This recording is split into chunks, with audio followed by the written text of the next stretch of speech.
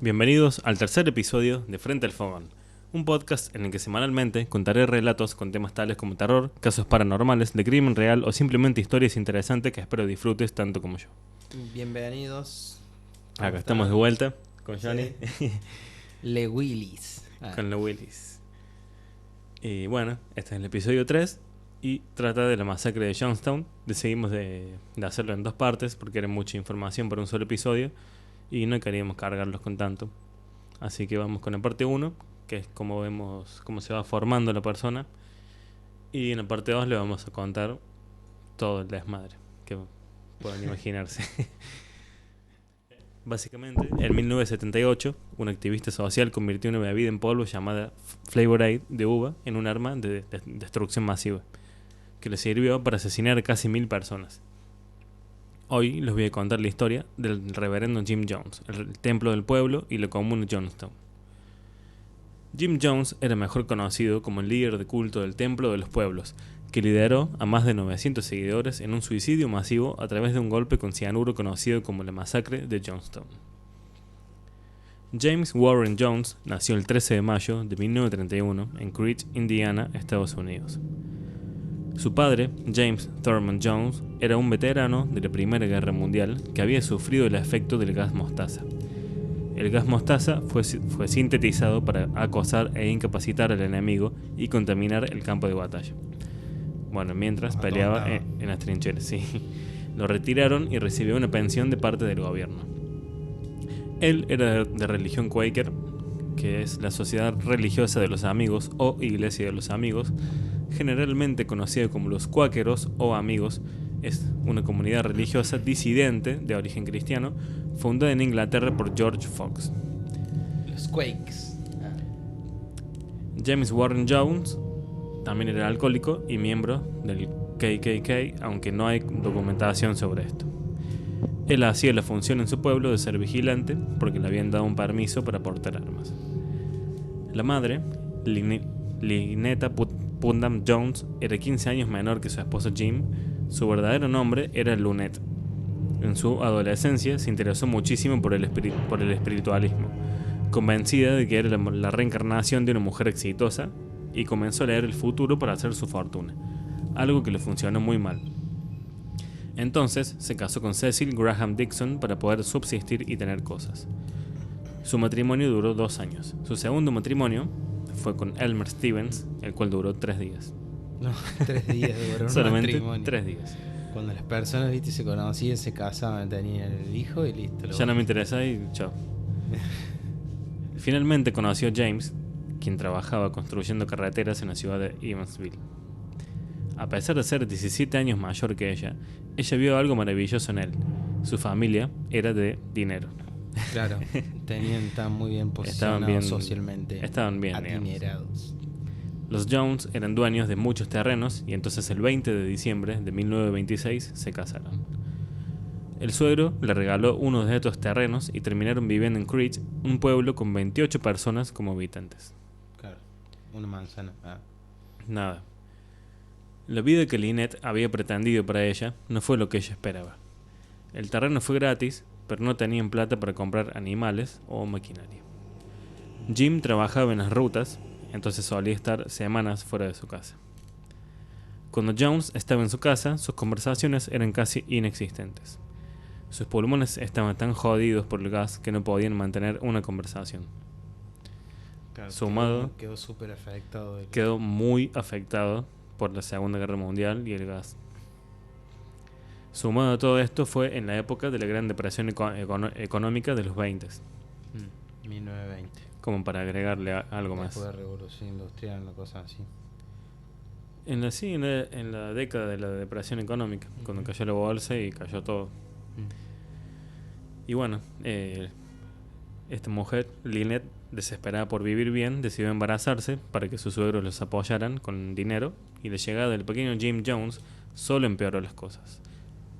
El estrés del bebé hizo que el señor Jones sufra un ataque nervioso que lo mandó al hospital y ahí estuvo por meses.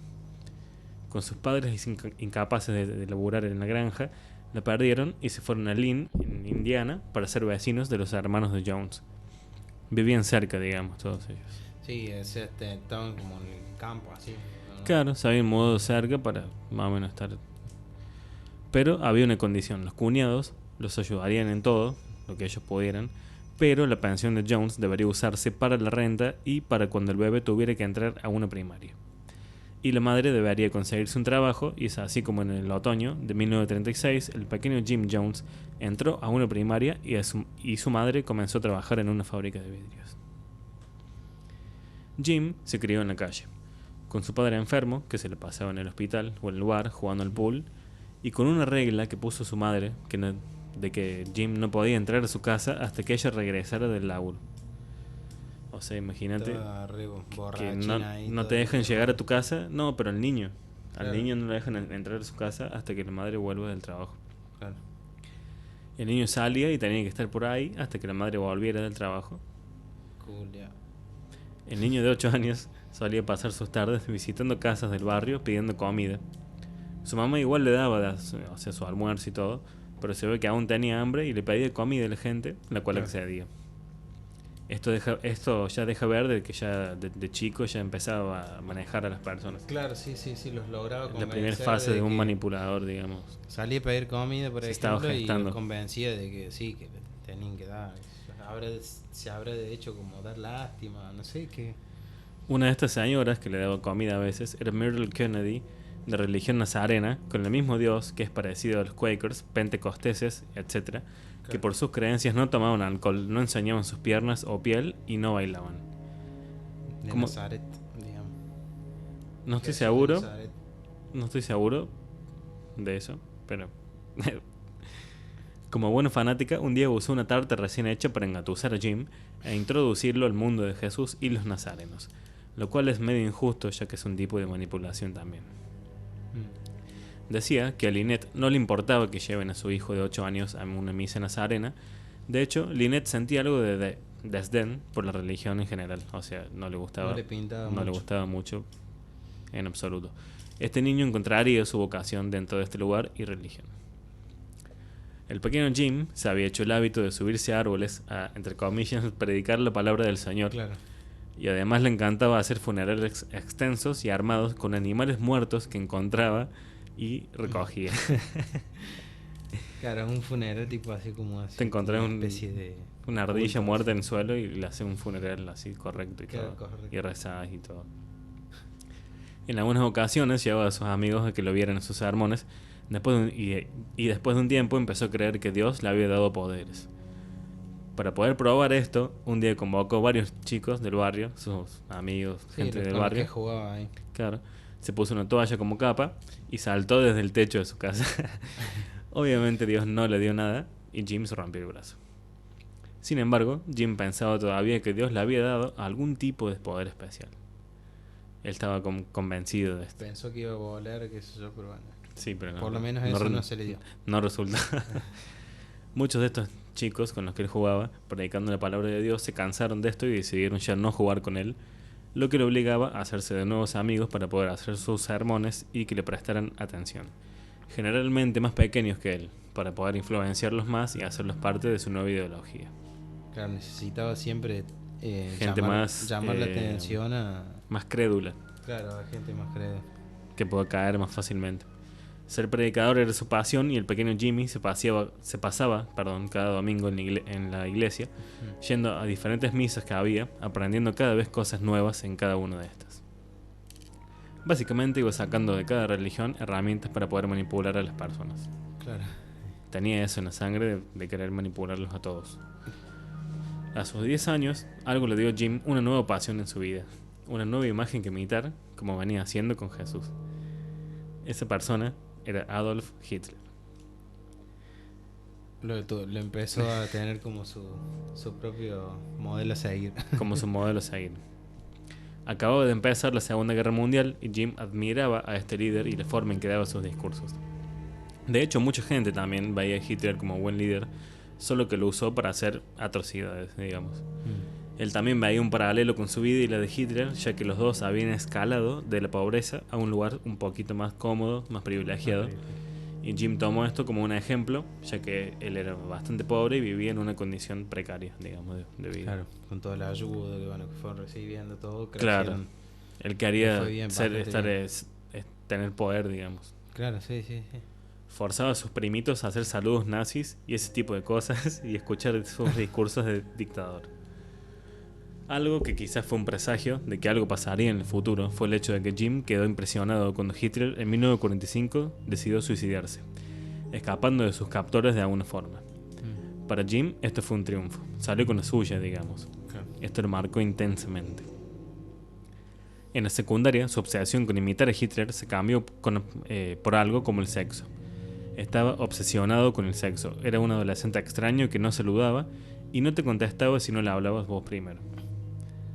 Pero cuando él comenzaba una conversación podía estar horas hablando de las cosas que más le gustaban, que eran el sexo y la religión. Era realmente una persona muy extraña. Fue durante este tiempo que Lynette decidió que 22 años era tiempo suficiente para abandonar a su moribundo esposo y tuvo un amante muchos años. Esta es la madre de Jim Jones. Lo cual mucha gente sabía, pero nadie le criticaba por el hecho del estado de su esposo. Las hermanas sabían, mucha gente sabía, pero nadie le criticaba por sus necesidades que su marido no podía cumplir. Pero sí le juzgaron cuando en mayo de 1951 el viejo Jim, el padre de Jim Jones, falleció de su enfermedad respiratoria a los 63 años, pero se veía muy viejo. Ni Lynette ni Jimmy fueron al funeral. Ella inmediatamente aplicó para que le dieran los cheques de pensión de viuda de parte del ejército. Lynette decidió irse a vivir a Richmond, un condado más grande y cosmopolita en Virginia, y ahí Jimmy ingresó en una nueva secundaria. Era uno de los raritos, así mal de la secundaria. Sí, sí. Sí, porque imagínate ahí con lo del padre. Y con esas ganas de predicar y de hacer cosas, sí, de manipular. Claro, sí, sí. Que estuvo siempre en él. Sí, sí, calladito, pero al mismo tiempo cuando da el discurso, que dice que cada vez le gustaba dar más discursos. Claro, él te quería atrapar con su discurso. Que todo lo escuche y que se calle en la boca y que todos lo escuchen. Y que su palabra es la única. Claro, que la palabra de él, digamos, es la que va a modificar todo lo... Y bueno, y cuestión que entra a la secundaria y se hizo amigo de un grupo cristiano, donde comenzaron el movimiento cristiano comunista, lo cual es algo muy contradictorio porque al comunismo le irritan la fe y las propuestas de los cristianos. Claro. Pero sí existe un movimiento cristiano comunista que como que llegan a un acuerdo entre las dos cosas. Ajá, no sabía. Sí. Se tuvo que poner a trabajar para poder ayudar con los gastos y consiguió trabajo en el hospital Reed Memorial de ayudante de enfermeros. Le hacían hacer todo lo que los enfermeros no querían hacer, como cambiar pañales, lidiar con personas insanas, y Jim hacía esto muy bien y con gusto. Encontró que tenía la habilidad de socializar con los pacientes y sus familiares. Necesitaba hablar para poder... Él amaba hablar con personas. Se acordaba el nombre de las personas, se acordaba de lo que hablaban, de sus problemas. Claro, él creía que podía solucionar la vida de la gente. Quería ser Dios en alguna parte. Claro. Encontró que tenía la habilidad de socializar con los pacientes y sus familiares. En este lugar conoce el amor de su vida, quien es Marceline Baldwin, una muchacha de una familia adinerada de Richmond, que era 3 años mayor que Jim. Ella era practicante de enfermera en el mismo hospital de donde Jim trabajaba. Y él la enamoró con sus ideas de igualdad racial y progresismo.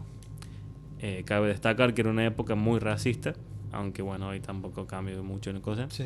Está bastante igual. Algo que podemos destacar de Jim Jones es que siempre peleó por igualdad racial. Eso sí, es algo dentro de todo el malo. Es creo que un punto que tiene a favor, que siempre peleó por la igualdad racial. Y bueno, Marceline vio estos rasgos de Jim como algo de una persona de buen corazón. Entonces, el 12 de junio de 1949 se casaron, después de meses de salir juntos y conocerse. Su matrimonio empezó medio raro, porque a Jim le encantaba decirle a su esposa que su Dios católico era una porquería y que permitía que pasaran cosas malas siempre, lo que hacía que pelearan seguido. Porque tu Dios te hace sufrir mucho, el mío no. Otro problema que tuvieron fue cuando una noche, cenando con los suegros, la madre de Marceline, llamada Charlotte, comentó que los negros no deberían casarse con blancos y comparó de modo despectivo a los afroamericanos con los comunistas.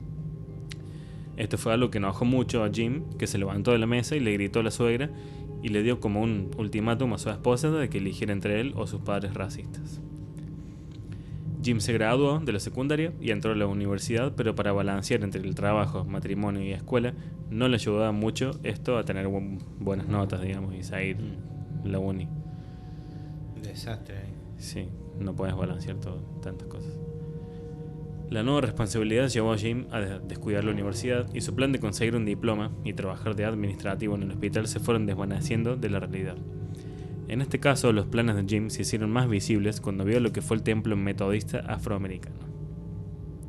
Encontró todo lo que él pensaba que la religión necesitaba: ayudar al otro, ser inclusivo, y había devoción al predicador como nunca.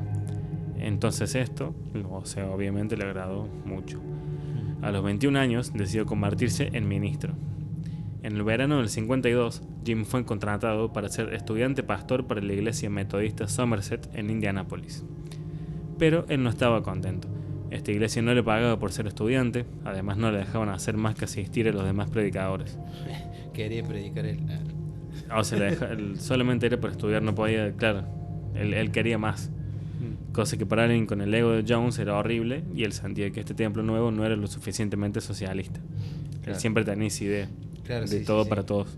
Que me viene con socialismo, dice, si no me dejan a mí, claro, hacer lo que él decidió ir a investigar lo que se llaman carpas de avivamiento evangélico. Son lugares donde la gente se junta para escuchar a un predicador con una esperanza de curación, paz, perdón o alguna otra cosa. Generalmente son de denominación pentecostés o metodista, y son particulares en que se manejan curaciones compuestas por manos, hablar en lenguas, gente extasiada y cosas que la convierten básicamente en un círculo. Claro. Son como casi una secta. Claro. La típica iglesia a donde curan el cáncer o cosas así, digamos. Ah, bien, ya entendí. Claro, te convencen de que tal cosa. De que te sacaron. Hay gente plantada para todo esto. Gente a la cual que no está enferma, pero ayuda a todo eso. Jones comenzó a ir a todas estas carpas y comenzó a ver cómo predicaban para sacar ideas, para ganar seguidores y obviamente plata. Después de unos meses decidió que estaba listo para hacer su propio avivamiento. Repartió volantes, erigió su carpa y esperó un poquito. El primer día fueron casi 12 personas a conocerlo, y esto fue una clave para él, porque su habilidad de memorizar nombres y caras de personas lo iba a ayudar tremendamente. Antes del sermón caminaba entre los pasillos del lugar escuchando lo que la gente decía y lo memorizaba. Era un predicador natural. Hablaba de resolver problemas ahora y no en el cielo, lo que esto atraía a gente grande y gente de clase baja. Reproducía lo que a él le interesaba, o sea, escucha lo que la gente dice. Él quería dice. Cumplir los deseos de la gente para que la gente lo siga a él. Él quería tener devotos, seguidores, cumplirles cosas a la gente. Era común que les preguntaba qué les afectaba. Les hacía preguntas y la gente le contestaba cosas mundanas. Jones hablaba con la gente pertinente y les arreglaba las cosas. La gente empezó a decir: qué bien que arreglaron mi calefón, o qué bueno que me ayudaron a encontrar trabajo. Pero luego comenzó a llevar todo esto a un nivel paranormal, diciendo que Dios mismo le había dado poderes. La gente comenzaba a creer que tal vez este hombre sí era enviado de Dios. Así fue como se fue creando todo esto en lo que se va convirtiendo Jim Jones. Se va haciendo de a poco un monstruo. Sí, un personaje, digamos. Iba creciendo en espectadores, pero no había dinero. Así que tuvieron que seguir subsistiendo del trabajo de Marceline, hasta que en un momento empezó a vender monos araña a $29 puerta a puerta. Una locura. Claro, o sea, salía a venderte monos a como tu si casa te vienen y te por ofrecen 29. Los que venden medios, bueno, como vender huevos o bananas, claro, o comida. Te vende un mono por 29. Y $29 en esa época debe haber sido bastante mucha plata. Sí. Y no sé qué cantidad de monos podés llegar a vender. No sé de dónde lo sacaba. ¿De dónde lo saco? Claro. ¿De dónde sacas tantos monos para vender? En Indianápolis. Viendo que no tenía mucho dinero, comenzó a cobrar por milagros. Algo que contradecía su creencia comunista. Claro, sí. Parte socialista, qué sé yo. Sí. Todo el mundo quiere ser socialista hasta que hay que pagar tu alquiler y tus cuentas y tus cosas. Aunque en su mente él no hacía trampas. Hacía falsos milagros para poder inculcar sus creencias socialistas y lo malo, que era el racismo, y así convenció a Marceline y a sus seguidores. En un momento usaba una feligresa falsa plantada, que estaba en silla de ruedas, para que se levantara y esto fuera visto como un milagro. Lo mismo hizo con el cáncer. Otra vez usando a sus amigos, a los cuales diagnosticaba con el poder de Dios, les decía: tenés cáncer, y ¡pum!, los curaba. De la nada. Se iban al baño y luego de hacer sonidos guturales, salían del baño sosteniendo algo que no dejaban tocar a nadie, diciendo que era el cáncer. Usaban Claro. vísceras de pollo puestas al sol para que se pudrieran, Claro. para hacer como que era el cáncer, y él se lo sacaba del cuerpo con la fe. Y cuando las curaciones fallaban, él le echaba la culpa a los seguidores por no tener suficiente fe.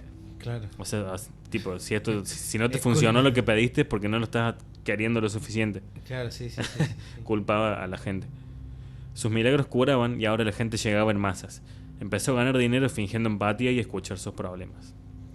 Para mediados de los años 50 pudo comprar una casa de $50,000, que es como muchísima plata de hoy en día. Son como casas con terreno, todo así, una banda. Sí, sí. En Indianápolis, gracias a los feligreses. Este templo, compró un templo. Era una antigua Claro. sinagoga que ahora se llamaría The Wings of Deliverance. En la fachada del edificio ya estaba la palabra templo, y Jones decidió agregar la palabra peoples, y fue así como nació The People's Temple, el templo del pueblo. Claro, sí, sí. O de la Es gente. como The Wings of Deliverance sería como alas de los enviados o algo así. Me parece que sí, no sé bien el significado de Deliverance, pero Sería como deliberancia. es como un envío, Sí, pero supongo. pero no un envío de una caja por FedEx, No, sino no, algo que está enviado así, digamos. Marceline se sentía relegada y quería ser parte del templo, y eventualmente le convirtió en su mano derecha por tanto insistir. Ella comenzó a convencer a contactos de su familia y otra gente de que se unan al templo y donen dinero, y comprobó que tenía habilidades de convencimiento. Luego abrieron un lugar para que la gente pobre pudiera ir a comer gratuitamente. Más tarde convirtieron su propia casa para cuidar a ancianos. También daban trabajo a gente joven. O sea, era gente que sí le importaba que la gente estuviera un poquito bien. sí, sí, sí, sí, sí. Actuaban, digamos, Dentro, ayudando dentro de lo que se llegó a convertir, estuvo bastante bien lo que él y quería sí, hacer porque dentro en de ese todo. momento los que Él quería un poco de igualdad, digamos. claro, sí, sí, sí. Pero, Había muchos pero católicos. siendo el líder, o sea, era medio como Sí. jugando por dos lados, digamos. Sí, sí. La municipalidad de Indianápolis le ofreció el puesto de director del Departamento de Inclusión de Indianápolis para combatir el racismo alto que tenía la ciudad, y rápidamente Jones logró un cambio. A finales de 1956, Jim Jones se había convertido en un líder espiritual con poder político y un peleador por la igualdad social. Lograba verdaderos cambios en la sociedad. Él necesitaba más todavía. Él quería ser más líder cada vez. Empezó a absorber templos ya existentes, como la de Peace Mission en Harlem, Nueva York, liderada por George Baker. Él tenía otras reglas más estrictas, como no poder tomar, fumar, usar drogas o tener sexo, a pesar de estar de acuerdo con el templo de la gente.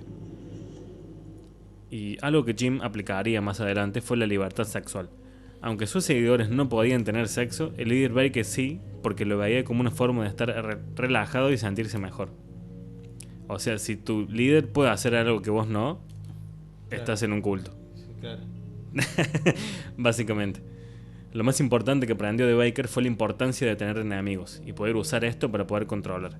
Todos se unirían ante un enemigo invisible. En 1961 tuvo una visión sobre el fin del mundo que tenía que ver con la Guerra Fría y el hecho de que los rusos enviarían bombas nucleares, lo que usó a su favor para unir y juntar más gente aún. Porque sabemos que el miedo se usa para controlar a las masas. Sí. Recién lo que iba a decir que como cuando fue absorbiendo, digamos, a los otros templos. Claro, fue sacando de todos lados. Él fue, digamos, Viendo cómo haciendo predicar que, de la mejor manera. claro, sí, sí, sí, fue como, o sea, superando a todo, digamos.